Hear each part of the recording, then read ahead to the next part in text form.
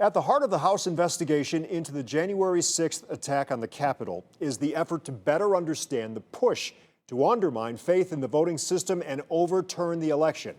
And that is why elections officials all across the country are encouraging voters to take a closer look at the process in their own state, see how it's safe and secure. News 5's John Kosick shows us that includes right here in Ohio.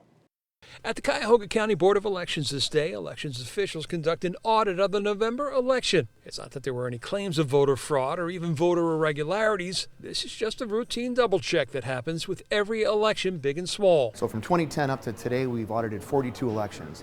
And we do it because, one, we want the public to have confidence in what we do, but we also want to make sure that we're doing it right. Sitting in on the process this day is the state's chief elections officer, Secretary of State Frank LaRose. He says the greatest tool against disinformation is, well, actual information. The more light you can shine on a process like this, the better. As a result of some of the misinformation swirling around, I've had people reach out to me on social media and say things like, we should audit the election every 4 years.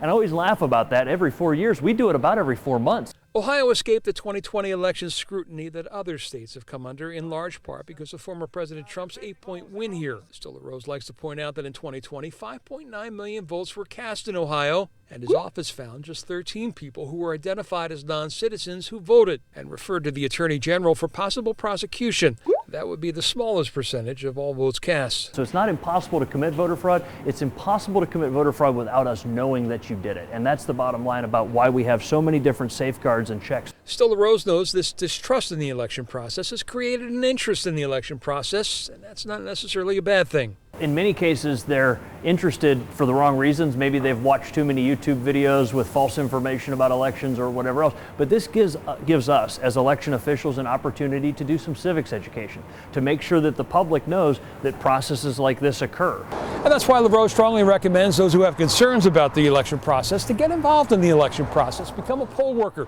see for yourself the steps that are taken each year to make sure each election is safe. In Cleveland, John Kosick, News 5.